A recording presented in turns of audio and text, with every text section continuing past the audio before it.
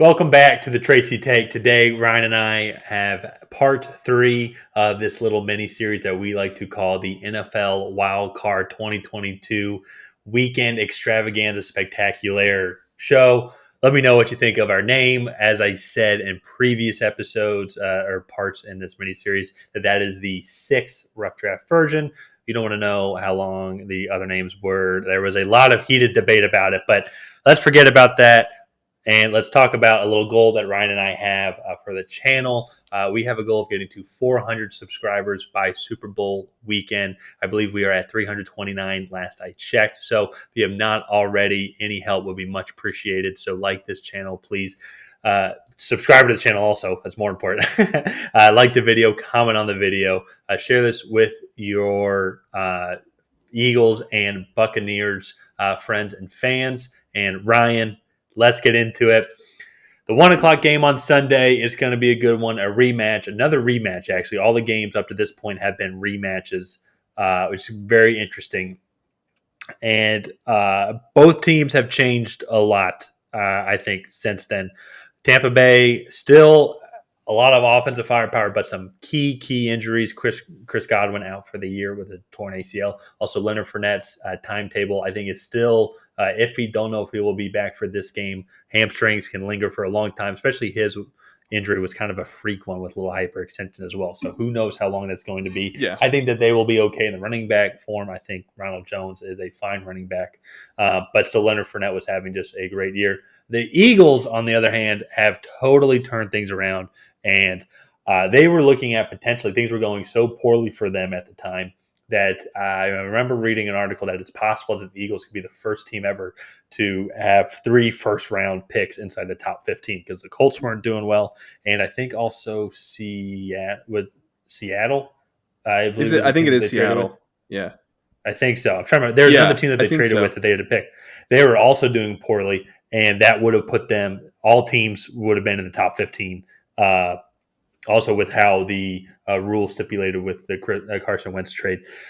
The Eagles turned things around. Yeah. They now have the number 1 rushing offense in the league, averaging 160 yards per game. They've had over 5 games of 200-plus rushing yards, and it's been pretty well balanced. Jalen Hurts, yes, has 780 rushing yards and is leading the team, but Miles Sanders has only played 12 games, and he has over 700 yards as well. Same thing as well with during that time that was hurt, Boston Scott and Kenneth Gainwell also contributed a lot to that running game.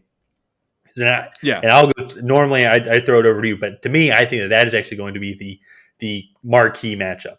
Is going to be how do the Eagles run the ball against this stout Tampa Bay defensive line. Vita Vea just got a huge contract extension. He's a happy man right now. Yeah, he is. He is a rich man. He is a rich, happy man right now. With those big bear paws of his, just grabbing little men and just throwing them around. He is just takes up so much space, and he's one of the main reasons why this run defense is so great. As well with not to discredit anyone else on that Tampa Bay defensive front, but whoever wins that matchup is going to win the game. And yes, I think it's possible that the Eagles win this game because its run offense has been so good. It has opened things up in the passing game.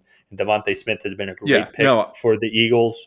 And Dallas Goedert has come out as a solid tight end option for them, both just shy of 1,000 yards. What do you think? What else do you think the Eagles have to do to pull off this upset today? Well, establish the run. One of the things that I really think the Eagles are going to have to do well is they're going to have to throw the ball. Right now, Jalen Hurts is just over 3,000 yards, 16 touchdowns to 9 interceptions. So not great passing stats. But I think they're going to have to throw it. I think they're going to have to come out and put Tampa Bay a little bit on their heels because I think this run defense is just too good. Those linebackers are just too fast for them. And I think it's a tall task, but the secondary is the weakest part. And I think the best way to beat this run defense is to throw first and then run. And that's really hard for the number 1 running team in the NFL to try and do. But I think they can do it. They don't have to do anything too fancy. Just run some bootlegs, get Jalen Hurts out in space, and make this defense have to cover you, I guess, again, with all 11 players and not just let it be a 7-on-7 in the box. Yeah. Because Tampa Bay will win that. If you make it a 7-on-7 Mm-hmm. in the box, then Tampa Bay is going to win. But if you make Tampa Bay have to defend with all 11 players, all guys on the field in that secondary have to play, then I think it's going to be really tough. Tampa Mm-hmm. Bay, on the other hand, I think has the much easier path to victory. Because I think Tampa Bay comes in with a balanced offense. Obviously, one of the more dynamic offenses that give defenses a lot of fits. Yeah. And I think they just match up well. And I know Leonard Fournette may or may not play, but Le'Veon Bell and Keyshawn Vaughn and I think Ronald Jones as well. Yeah. Not entirely sure. Ronald Jones, unless if he's hurt, unless that's something I don't know about. But yeah, Ronald Jones Yeah, should be I the think lead Ronald guy. Jones. I think he's in there. I think those guys will have a decently productive day, and Mm-hmm. then Mike Evans, Rob Gronkowski. The Bucs are really good at spreading it around. Scotty Miller is always a threat to go deep, as well as Jalen Darden, the rookie that they just drafted. Mm-hmm. So I think it's a really interesting matchup. I think Tampa Bay has the clear path to victory, but I think if Philadelphia can find a way to throw and get the ball in the air and make the box a little lighter, then Mm-hmm. I think that they have a really good chance at actually pulling out this upset. Yeah, that's what I think that they should just kind of like play to their strengths. They are the number one running offense in the league for a reason. Yeah, and I think it's a great combination within Jalen Hurts and then also Miles Sanders. And you still have Kenneth Gainwell and Boston Scott in there as well. Also, guys that Yeah. can catch out of the backfield as well. And when you say that, it's like Devontae Smith is a future star. I think if he can stay healthy, and because him and Dallas Goedert is a great matchup, but they don't have that other receiver that defenses need to also look for on the other side. It has been a very heavy dose of Devontae Smith and Dallas Goedert throughout the season. Quez Watkins as well, but it's just not as serious as a threat as a strong number two could be. And that's where I think that Yeah. they need to play to their strengths and be like, hey, this is what got us here. So we are going to use that. Yeah, Tampa Bay is the third ranked running defense. They've got a great front seven. But I think if they're able to do that, that will open up plays. You can do some RPO plays. I think that they have perfected that as well. Devontae Smith is quick off the line and these short, quick throws. We'll keep Jalen Hurts on his feet, then also make them a little bit more unpredictable, not make them kind of one-dimensional. Yeah. And that's, I think, is going to be the key to the Eagles' victory because it's just going to be tough, even with how kind of some banged-up skill position players that Tampa Bay has. They can still go put up points. Like they're still second in the league in points, scoring 31, if I'm not mistaken. Yeah, they got shut out by the Saints, but then, they played the Panthers and the Jets twice, so it's not really anything that's crazy. Also, then they barely beat the Jets. But the Jets, that being said, are played pretty good, pretty well down down the road. So it's so weird seeing that shutout against the Saints. It's so unlike. They had 4 straight games of 30 points, five games of 30 points with a random 0 in the middle. It makes no sense to me whatsoever. But that would be crazy Yeah. if the Saints were the team that they were playing. But the 49ers, who Yeah. we'll talk about here in a day or so. That's besides the point. I'm getting ahead of myself. But for Tampa Bay, though, I think Tampa Bay needs to be Tampa Bay. They need to show up. We're the Super Bowl champs. We're going to throw the ball all over the field. We will stomp on your face and do it with a smile on.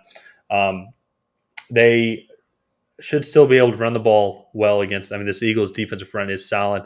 I think I told you this. I think in the past 10 games they've only allowed over 100 yards twice. And that's against some pretty solid run teams as well. So I think that they are going to have a tough time running the ball, but that's something that they still can do to make sure that they're staying balanced as well. But Yeah. now I think I'm just rambling at this point because I think Tampa Bay is the clear favorite, and if you're a betting man, I think you got to bet on Tampa Bay. Yeah, no, I agree. I think Tampa Bay is going to come out on top. I just think they're going to be too much. I know when they played in week 6, it was 28-22.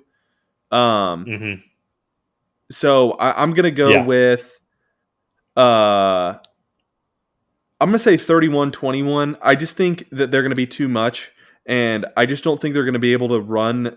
They're not going to be able to throw the ball effectively, which is going to allow Tampa Bay to play really downhill on defense. Mm-hmm. And I think that's going to kind of eliminate a lot of like the big running plays that you see out of Philadelphia. So we'll have to see. Philadelphia did put something together there, kind of at the end of that last game to make it interesting.